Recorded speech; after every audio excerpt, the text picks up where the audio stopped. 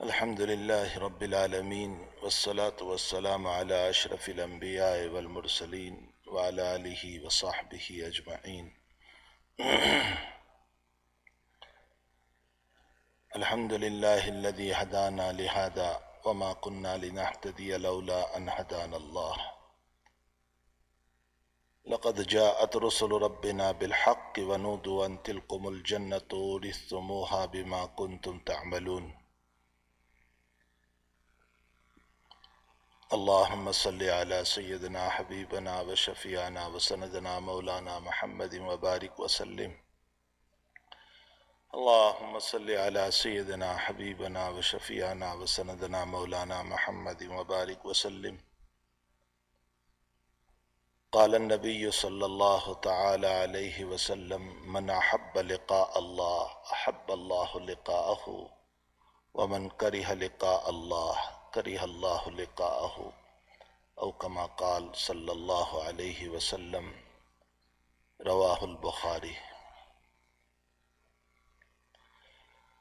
بزرگوں، بھائیوں، دوستوں، عزیزوں، پردہ نشین خواتین، مائیں، بہنیں اور بیٹیاں، حدیث شریف میں حق تعالی جل شانہ فرماتے ہیں، نبی اکرم صلی اللہ علیہ وسلم کی زبان پر جو اللہ سے ملنے کا ارادہ رکھتا ہے، اللہ بھی اس سے ملنے کا ارادہ رکھتے ہیں، اور جو اللہ سے ملنا ناپسند کرتا ہے، اللہ بھی اس کو ملنا ناپسند کرتے ہیں. مجھے اس مختصر وقت میں کچھ ضروری باتیں زندگی سے بننے کے متعلق عرض کرنا ہے. اللہ کی ذات بہت بے نیاز ہے. اللہ کی ذات بہت بے نیاز ہے. کوئی آدمی یہ نہ سمجھے کہ میں نے نمازیں پڑھی ہے اس لیے رب کریم میری دعا کو ضرور قبول کر لے گا اور اپنی نصرت سے مالا مال کر دے گا، میری مدد کر دے گا. کوئی آدمی یہ نہ سمجھے. بدر کا موقع ہے اور بدر میں صفوں کے درست ہونے سے پہلے، میدان کے گرم ہونے سے پہلے، حضور پاک صلی اللہ تعالی علیہ وسلم اپنے خیمے میں، اپنے قبے میں اللہ کے سامنے ہاتھ پھیلا کر بیٹھے ہوئے ہیں اور اللہ سے دعا کر رہے ہیں: اللہم انی انشدک عہدک و وعدک، اللہم ان شئت لم تعبد.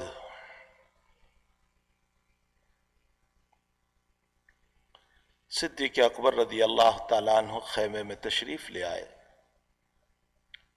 اور فرمایا: حسبک یا رسول اللہ. بس ہو گیا. حضرت دعا فرما رہے تھے اور اتنے ہاتھ اٹھ گئے.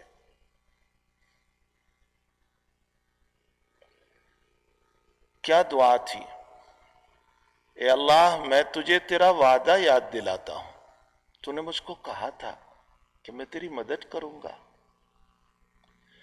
آج میں چھوٹی سی جماعت لے کر آیا ہوں 313 کی، 313 کی جماعت ہے بدر میں. اے اللہ، میں تجھے تیرا وعدہ یاد دلاتا ہوں. تو نے مجھ کو کہا تھا کہ میں تیری مدد کروں گا. اے اللہ، اگر کل کو یہ میری جماعت ختم ہو گئی، اگر تو یہ چاہتا ہے کہ اس زمین پر عبادت نہ ہو، سجدے نہ ہو، نمازیں نہ ہو، اللہ کہنے والا نہ ہو، تو کل کو میری جماعت کو ختم کر دینا. عاجزی کے ساتھ نبی علیہ السلام دعا فرما رہے ہیں. علماء نے لکھا ہے اس حدیث شریف پر، یہ بخاری شریف کی روایت ہے، یہ مسلم شریف کی روایت ہے، یہ ابو داؤد و ترمذی کی روایت ہے. علماء نے اور محدثین نے اس پر لکھا ہے کہ نبی علیہ السلام کو جو اللہ نے وعدہ کیا تھا وہ تو سچا اور پکا وعدہ تھا. نبی کے وعدے، اللہ کے وعدے میں جھوٹ نہیں ہوتا، کذب نہیں ہوتا. لیکن پھر بھی نبی علیہ السلام دعا فرما رہے ہیں،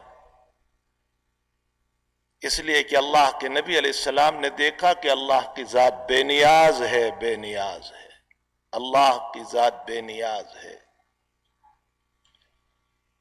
وہ ذات بہت بے نیاز ہے.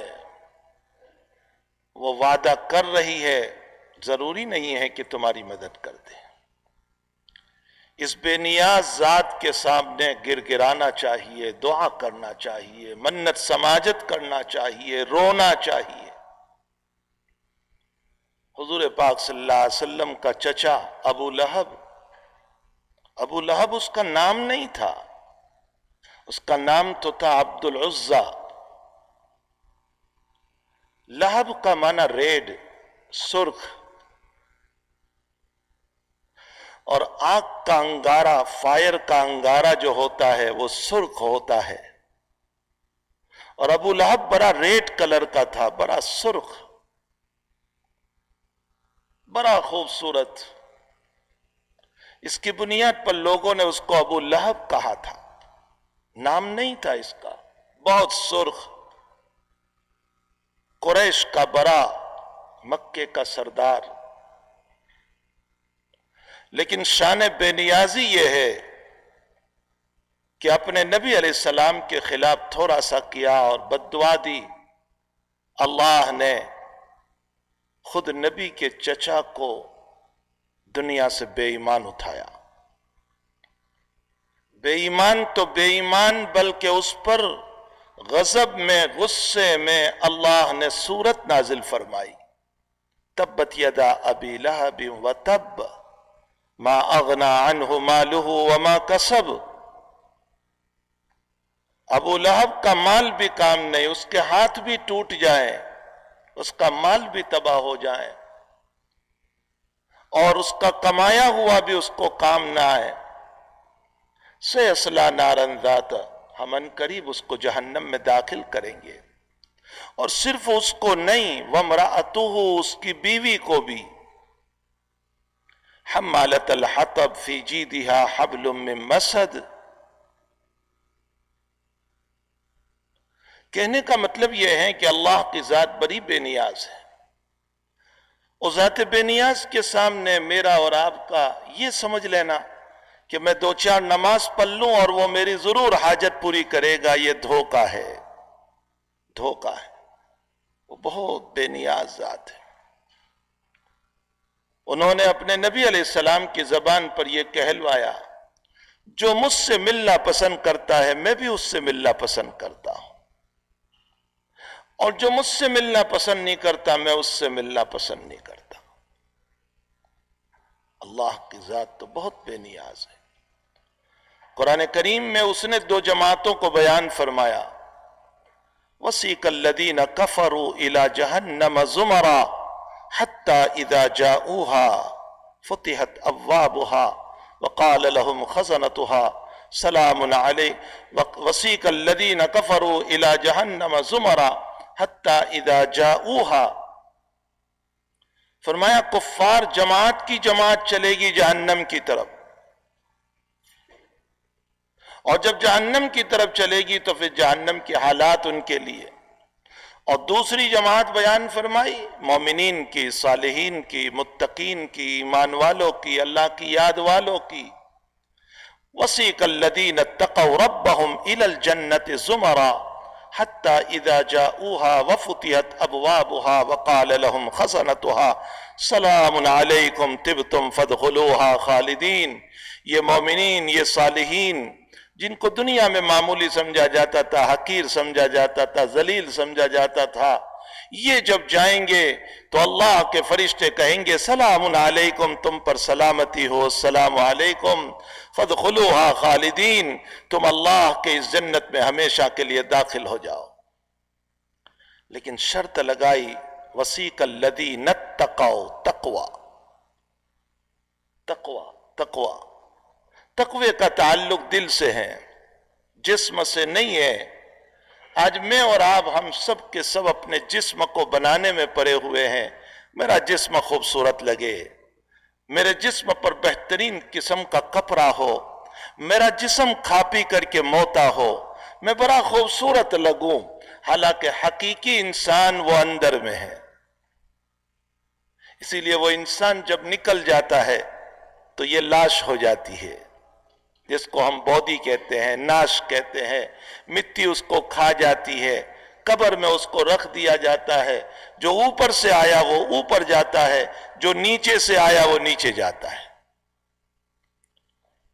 تو ہم اس بودی کے سجانے میں لگے ہوئے ہیں، اور اس کے لیے ساری محنتیں ہو رہی ہے. کھانا پینا، کپڑا لتا، ساری محنتیں اسی بدن کو سجانے کے لیے ہو رہی ہے. اور قرآن میں اللہ یہ کہتا ہے اپنے دل کو سجاؤ، اپنے دل کو بناؤ. الا بذکر اللہ تطمئن القلوب، الا بذکر اللہ تطمئن القلوب. خوب سمجھ لو، خوب سمجھ لو. اللہ کا ذکر جو ہوتا ہے نا، اس سے دل کو راحت پہنچتی ہے، اس سے دل کو اطمینان پہنچتا ہے، اس سے دل کو سکون پہنچتا ہے. دل کا خوراک یہ کھانا نہیں ہے، یہ پینا نہیں ہے، یہ بہترین لباس نہیں ہے. دل کا خوراک اللہ کا ذکر ہے. جب دل بن جاتا ہے، سنو میرے بھائیوں، جب دل بن جاتا ہے تو فقیری میں بھی مزہ آتا ہے. پھر انسان غریب ہو تو بھی اپنے آپ کو سوچتا ہے میرا مولا مجھ سے خوش ہے. پھر لوگوں کے طعنوں پر بھی انسان خوش رہتا ہے کہ لوگ مجھے طعنے دیں، الزام دیں، میری برائی کریں، میری غیبت کریں، میرے خلاف پلان بنائیں، کوئی حرج نہیں، میرا رب راضی ہے. دل بنا ہوا ہے. دل بنتا ہے کیسے؟ دل بنتا ہے اللہ کے نبی علیہ السلام کی مبارک سنتوں کو اپنے دلوں میں بسانے سے. حضرت انس رضی اللہ تعالیٰ عنہ حضور پاک صلی اللہ علیہ وسلم کے خادم ہیں. 10 سال خدمت کی، 10 سال سفر میں، حضر میں، اللہ کے نبی علیہ السلام کے خادم، بہت قریب، بہت قریب. حجاج ابن یوسف کے دربار میں حضرت انس ابن مالک رضی اللہ تعالیٰ عنہ کو بلایا، اور حجاج نے اپنے بڑے شاندار گھوڑے بتائے، ہارس، بڑے شاندار، اور یہ کہا کہ تمہارے نبی کے پاس بھی ایسے گھوڑے نہیں تھے. حجاج کہہ رہا ہے ظالم، ہمارے بزرگوں نے لکھا ہے کہ ساری دنیا کا ظلم ایک پلڑے میں رکھو اور حجاج کا ظلم دوسرے پلڑے میں رکھو تو حجاج کا ظلم بڑھ جائے گا. کتنے بجے؟ 40 تک.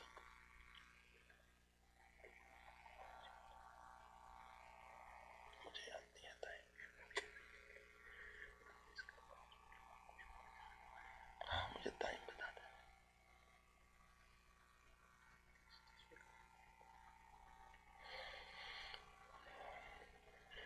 تو حجاج ابن یوسف نے حضرت انس رضی اللہ تعالیٰ عنہ سے کہا کہ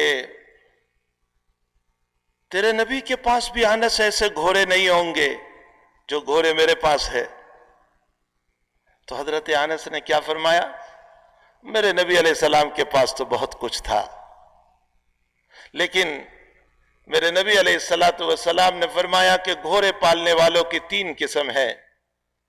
ایک وہ جو اخلاص سے دین کی خدمت کی نیت سے پالتا ہے، اس کے پیشاب پخانے پر بھی اللہ ثواب دیتا ہے. اور ایک وہ جو اپنی غریبی کو چھپانے کے لیے پالتا ہے، اللہ اس کی ستاری کرتا ہے. اور ایک وہ جو ریاکاری کے لیے پالتا ہے، تو ریاکاروں میں سے ہے.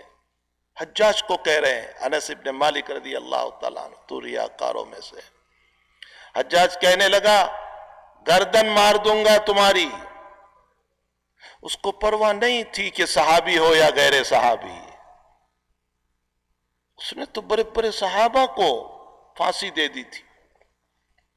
گردن مار دوں گا. حضرت انس ابن مالک رضی اللہ تعالیٰ عنہ فرمانے لگے تو میری گردن نہیں مار سکتا، اس لیے کہ میرے نبی علیہ السلام نے مجھ کو ایک دعا بتائی ہے، میں اس دعا کا ورد کرتا ہوں، اور میرے نبی نے کہا تھا مجھے کہ تو اس دعا کو انس پڑھتے رہنا، ظالم بھی تجھ تک نہیں پہنچ سکے گا، شیطان اور جن بھی تجھ تک نہیں پہنچ سکے گا۔ بہت مشہور ہے دعائے انس ابن مالک رضی اللہ تعالی عنہ، اللہ اکبر اللہ اکبر اللہ اکبر، بسم اللہ علی اہلی و دینی، بسم اللہ علی اہلی، بسم اللہ علی مالی، بسم اللہ علی کل شیء اعطانی ربی، بسم اللہ خیر الاسماء۔ ایک لمبی دعا ہے، میں انشاءاللہ تعالیٰ کسی موقع پر اس پوری دعا کو سناؤں گا۔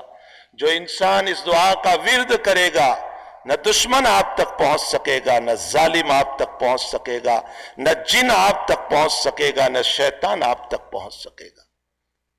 یہ حضرت انس بن مالک رضی اللہ تعالیٰ عنہ صحابی رسول صلی اللہ علیہ وسلم ہے۔ فرمایا میں نے میرے آقا صلی اللہ تعالیٰ علیہ وسلم کی 10 سال خدمت کی۔ ایک مرتبہ میرے نبی علیہ السلام نے مجھے فرمایا یا بنیہ یا بنیہ ان تصبح ان قدرت ان تصبح وتمسي وليس في قلبك غش وليس في قلبك غش فافعل فإن هذا سنتي ومن أطاع سنتي فقد أطاعني، او كما قال صلی اللہ علیہ وسلم۔ اے میرے بیٹے انس، مشکات شریف کی یہ روایت ہے، میرے بیٹے انس اگر تو کر سکتا ہو تو یہ کام کر کہ تیری صبح ایسی ہو، تیری شام ایسی ہو کہ تیرے دل میں کسی سے متعلق کینہ نہ ہو، حسد نہ ہو، بغض نہ ہو، نفرت نہ ہو، تیرا دل کینے سے پاک ہو، حسد سے پاک ہو، بغض سے پاک ہو، نفرتوں سے پاک ہو۔ اگر تو کر سکتا ہے تو یہ کام کر۔ اور پھر فرمایا یہ میری سنت ہے۔ حالانکہ نبی علیہ السلام کی سنتیں تو بہت ہے، لیکن اس پر خاص فرمایا یہ میری سنت ہے، اور جو میری سنت کی اتباع کرے گا اس نے میری اتباع کی۔ آج ہمارے دل کھوتوں سے بھرے ہوئے ہیں، آج ہمارے دل نفرتوں سے بھرے ہوئے ہیں، آج ہمارے دل کینوں سے بھرے ہوئے ہیں، آج ہمارے دل حسد سے بھرے ہوئے ہیں، آج ہمارے دل بغض سے بھرے ہوئے ہیں۔ حضرت سعد رضی اللہ تعالیٰ عنہ وضو کر کے مسجد میں تشریف لا رہے ہیں، پانی چہرے سے ٹپک رہا ہے، ہاتھ میں بائیں ہاتھ میں چپل پکڑے ہوئے ہیں، اور اللہ کے نبی علیہ السلام فرماتے ہیں یہ میرا امتی جنتی ہے۔ دوسرے دن پھر حضرت تشریف لائے سعد رضی اللہ تعالیٰ عنہ، فرمایا یہ میرا امتی جنتی ہے۔ تیسرے دن پھر تشریف لائے، یہ میرا امتی جنتی ہے۔ عبداللہ ابن عمرو بن العاص رضی اللہ تعالیٰ عنہ فرماتے ہیں کہ میرے دل میں یہ دھچکا لگا کہ آخر حضرت سعد کا وہ عمل کیا ہے جس کی وجہ سے ان کو جنت کی بشارت سنائی۔ لاؤ میں ان کے گھر پہ جاؤں، ان کے رات کے اعمال دیکھوں، وہ کیا عبادت کرتے ہیں۔ تو میں جب رات کو ان کے گھر پہ قیام بطور مہمان کے پہنچا، اور میں نے کہا مجھے مہمان رہنے دیجئے، انہوں نے کہا بالکل یہ کمرہ ہے، سو جائیے۔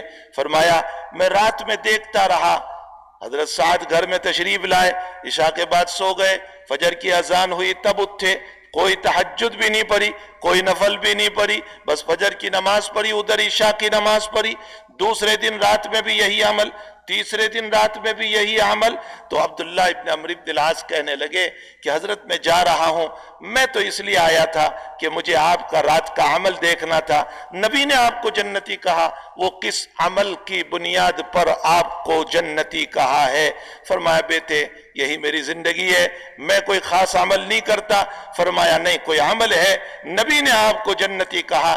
جب جانے لگے تو حضرت سعد نے فرمایا بیٹے ہو سکتا ہے ایک عمل پر مجھے جنتی کہا ہو، اور وہ عمل یہ ہے کہ میرا سینہ لوگوں کے کینے سے پاک ہے۔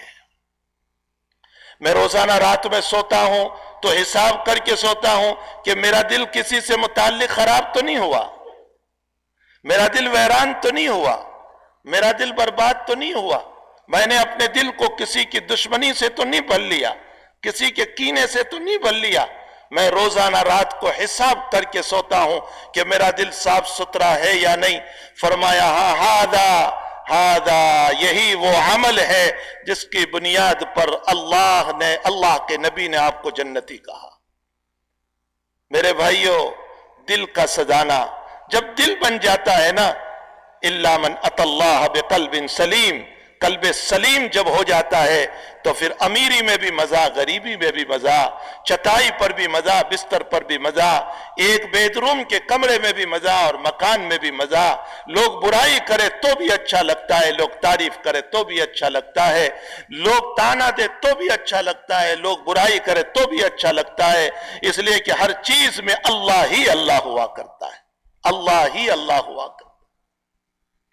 اور جب یہ دل بن جاتا ہے، اسی دل کو سجانے کے لیے نبی اکرم صلی اللہ علیہ وسلم نے فرمایا الا ان فی الجسد مضغہ اذا صلحت صلح الجسد کلہ واذا فسدت فسد الجسد کلہ الا وہی القلب. خوب سن لو، اپنے دل کو بناؤ، بدن خود بخود بن جائے گا، اور اگر دل نہیں بنایا تو پھر بدن بھی نہیں بنے گا. ہم نے اپنے بدن کو سجانے کی بڑی محنت کی اور اس کے لیے رات دن ایک کرتے رہے. اس کے لیے ہم نے حلال و حرام کی تمیز کو چھوڑا، جائز اور ناجائز کی تمیز کو چھوڑا، اپنے اور پرایوں کی دشمنیوں اور دوستیوں کو چھوڑا، اپنے والدین اور اقارب اور رشتہ داریوں کو چھوڑا اس جسم کو بنانے کے لیے. اور ادھر دل ویران ہو گیا، اور دل کی ویرانی پر اللہ نے کیا فرمایا؟ من اعرض عن ذکری فإن له معیشة ضنکا ونحشرهم یوم القیامة اعمی وقد كنت بصیرا. فرمایا کہ اللہ کیا کہہ رہا ہے؟ من اعرض عن ذکری، جس نے میرے ذکر سے اعراض کیا، میری نمازوں سے، میری عبادتوں سے، میرے احکام سے جس نے اعراض کیا، میں اس کی زندگی تنگ کر دوں گا.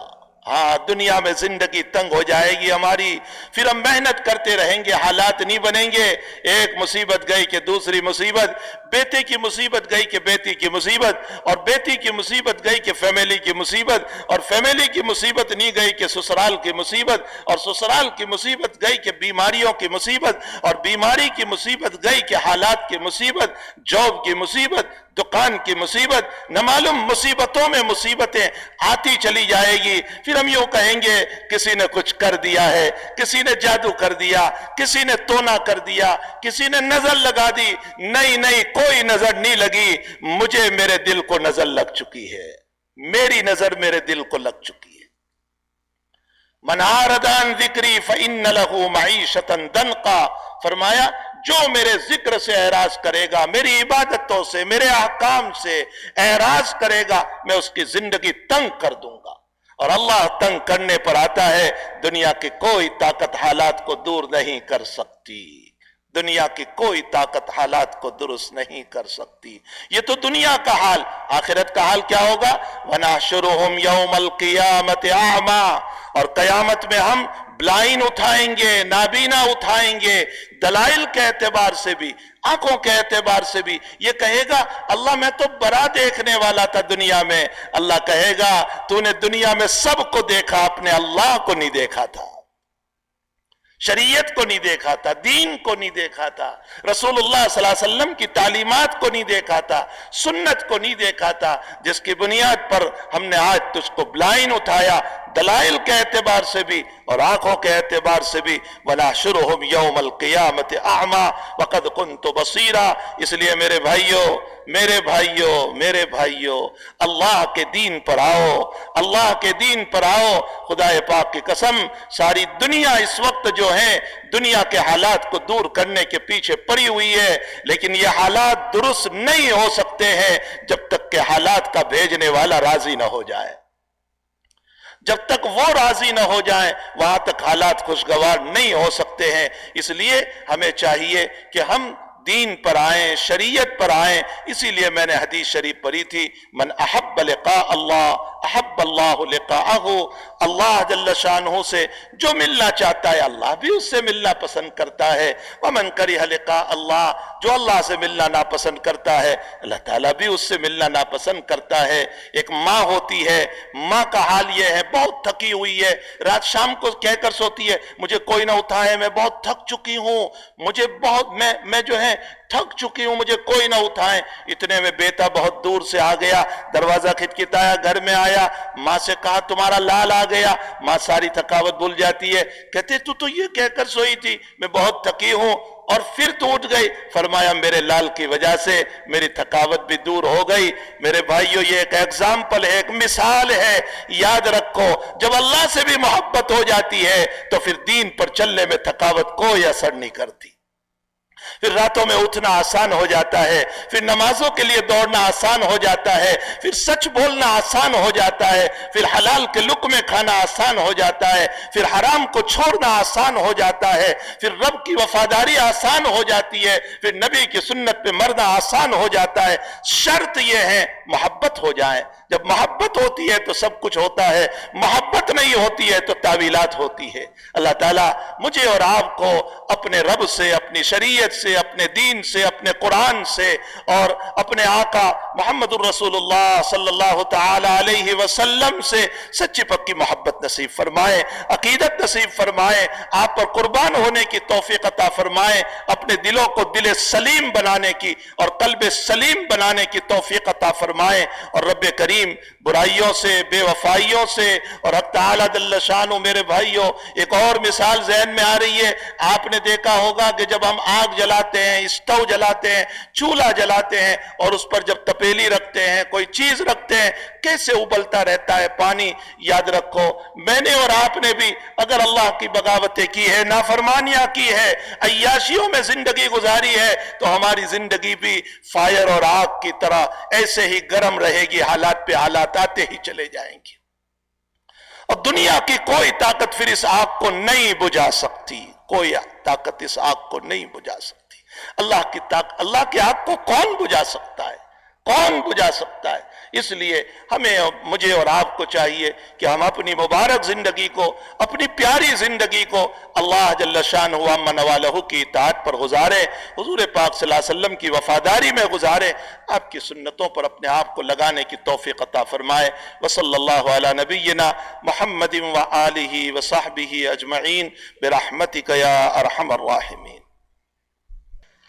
الحمد لله الذي أنعم علينا بالإسلام وجعلنا خير أمة أخرجت للناس، أحمده سبحانه وأشكره على نعمه، وقد تأذن بالزيادة للشاكرين لئن شكرتم لأزيدنكم، وأشهد أن لا إله إلا الله وحده لا شريك له في العبادة والخلق والتقدير، وأشهد أن نبينا محمدًا عبد الله ورسوله بلغ رسالة ربه وهدى الناس إلى صراط الله المستقيم، اللهم صل على عبدك ورسولك محمد وعلى آله وصحابته وسلم تسليمًا كثيرا، أما بعد فيا أيها الناس، يقول الله سبحانه وتعالى: أعوذ بالله من الشيطان الرجيم، يا أيها الذين آمنوا اتقوا الله حق تقاته ولا تموتن إلا وأنتم مسلمون،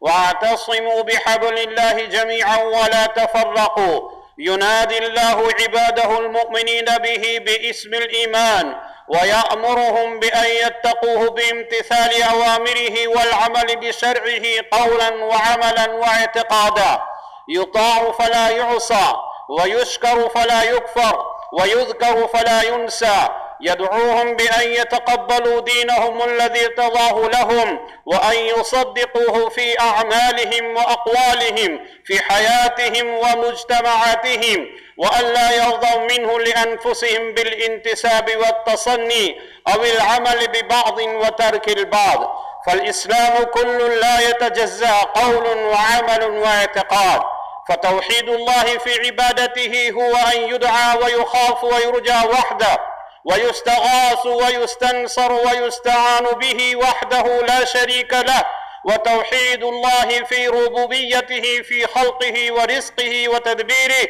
وإحيائه وإماتته، لا خالق ولا محيي ولا مميت إلا هو وحده. وتوحيد الله في أسمائه وصفاته، له الأسماء الحسنى والصفات العليا، فلا تعطيل ولا تأويل ولا تشبيه ولا تمثيل، ليس كمثله شيء وهو السميع البصير. فهل استجاب المسلمون لما أمرهم الله به فامتثلوا أمره واتبعوه؟ لو أن المسلمين كذلك لنصروا ولعزوا ولمكن الله لهم ولدينهم في الأرض، ولما تسلط عليهم عدوهم، ولما كانوا شيعا وأحزابا متتابعين يضرب بعضهم رقاب بعض. إن الإسلام قد تلقاه أسلافنا دين حق وفطرة، قبلوه وعملوا به حتى انتجز بدمائهم واستقر في نفوسهم. إن تكلموا فبالإسلام، وإن عملوا فللإسلام، صدقوه عقيدة وعبادة ومعاملة، تقبلوه بالصدق والإيمان، فكانوا بالإسلام هداة مرشدين، قادة وموجهين زعماء العالم، منقذيه من الظلم والطغيان وعبادة الإنسان. على هذا المنهج سار المسلمون الأولون ففلحوا وأصلحوا. الله واحد هو الله، ورسول واحد هو محمد رسول الله، مسلك واحد هو كتاب الله وسنة رسوله صلى الله عليه وسلم، صراط مستقيم هو الإسلام. اللهم اهد المسلمين لدينهم ووفقهم للحق والعمل به، واعذهم من لدغات الشيطان. بارك الله لنا ولكم في القرآن العظيم، ونفعنا وإياكم بالآيات والذكر الحكيم. أستغفر الله لي ولكم ولسائر المسلمين فاستغفروه إنه هو الغفور الرحيم.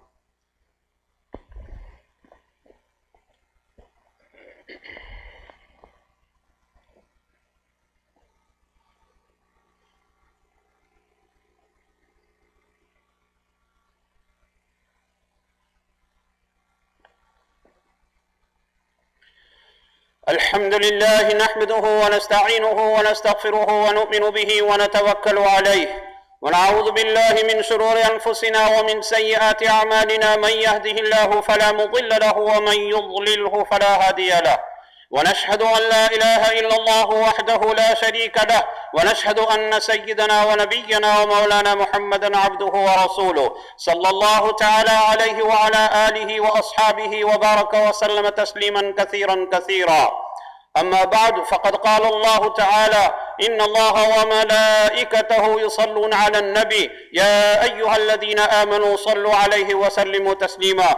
اللهم صل على محمد عبدك ورسولك، وصل على المؤمنين والمؤمنات والمسلمين والمسلمات، خصوصا على أمير المؤمنين سيدنا أبي بكر الصديق رضي الله تعالى عنه، وعلى أمير المؤمنين سيدنا عمر بن الخطاب رضي الله تعالى عنه، وعلى أمير المؤمنين سيدنا عثمان بن عفان رضي الله تعالى عنه، وعلى أمير المؤمنين سيدنا علي بن أبي طالب رضي الله تعالى عنه، وعلى سيدة نساء أهل الجنة فاطمة الزهراء رضي الله تعالى عنها، وعلى سيدي شباب أهل الجنة الحسن والحسين رضي الله تعالى عنهما، وعلى الستة الباقية من العشرة المبشرة، وعلى أمهات المؤمنين، وعلى سائر الصحابة والتابعين رضوان الله تعالى عليهم أجمعين. اللهم أعز الإسلام والمسلمين، اللهم انصر الإسلام والمسلمين، اللهم انصر من نصر الإسلام والمسلمين، واخذل من خذل الإسلام والمسلمين. اللهم اجعل بلاد الإسلام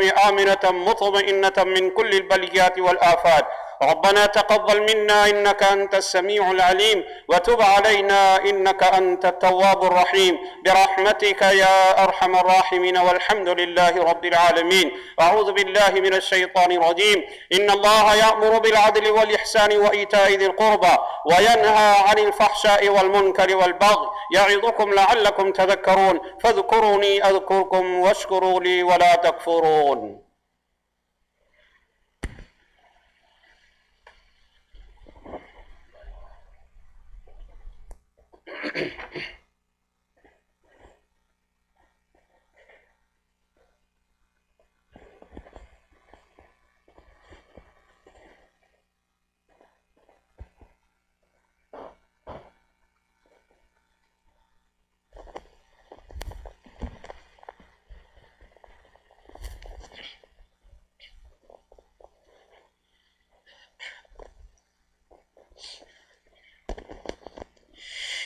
الله أكبر الله أكبر الله أكبر الله أكبر أشهد أن لا إله إلا الله أشهد أن لا إله إلا الله أشهد أن محمدا رسول الله أشهد أن محمدا رسول الله حي على الصلاة حي على الصلاة حي على الفلاح حي على الفلاح قد قامت الصلاة قد قامت الصلاة الله أكبر الله أكبر لا إله إلا الله الله أكبر. سبحان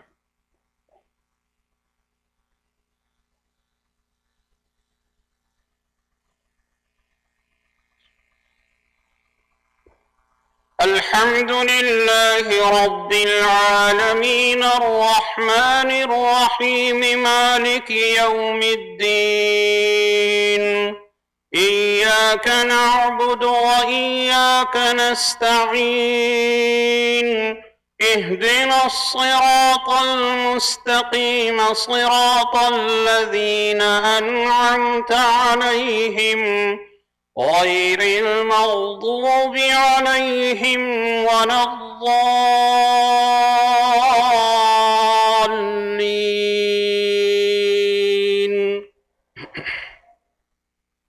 ادع إلى سبيل ربك بالحكمة والموعظة الحسنة وجادلهم بالتي هي أحسن إن ربك هو أعلم بمن ضل عن سبيله وهو أعلم بالمهتدين.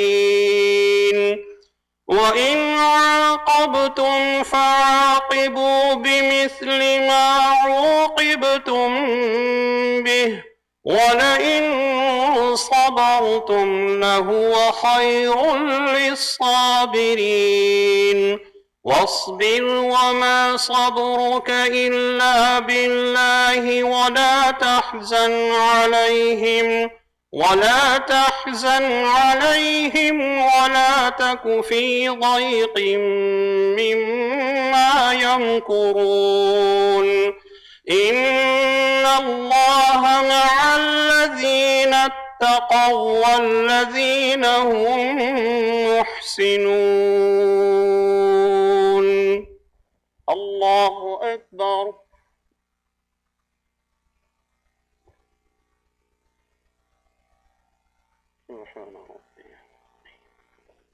سمع الله لمن حمده. الله أكبر.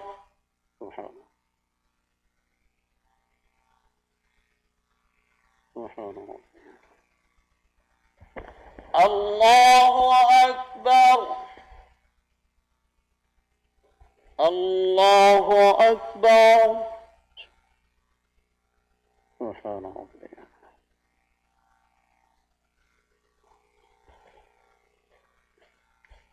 الله أكبر. الحمد لله رب العالمين الرحمن الرحيم مالك يوم الدين إياك نعبد وإياك نستعين اهدنا الصراط المستقيم صراط الذين أنعمت عليهم غير المغضوب عليهم ولا الضالين.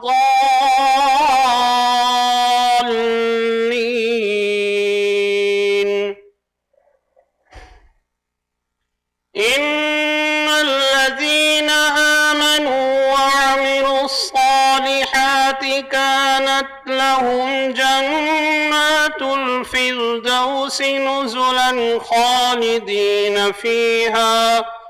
خالدين فيها لا يبغون عنها حولا. قل لو كان البحر مدادا لكلمات ربي لنفد البحر قبل أن تنفد كلمات ربي ولو جئنا بمثله مددا. قل إنما أنا بشر مثلكم يوحى إلي أنما إلهكم إله واحد فمن كان يرجو لقاء ربه فليعمل عملا صالحا ولا يشرك بعبادة ربه أحدا. الله أكبر.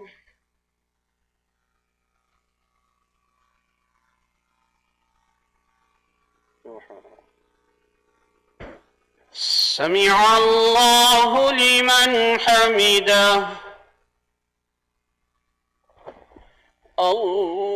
الله أكبر. سبحان ربي. الله أكبر. الله أكبر.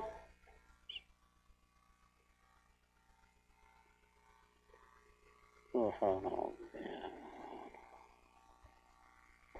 الله أكبر.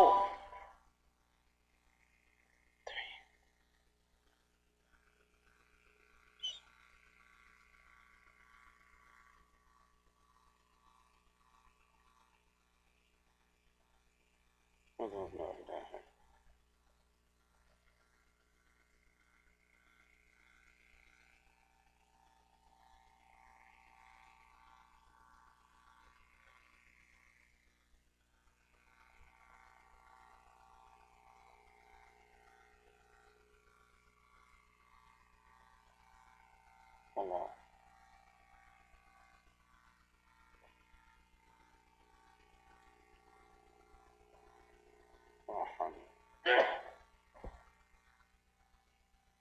السلام عليكم ورحمة الله.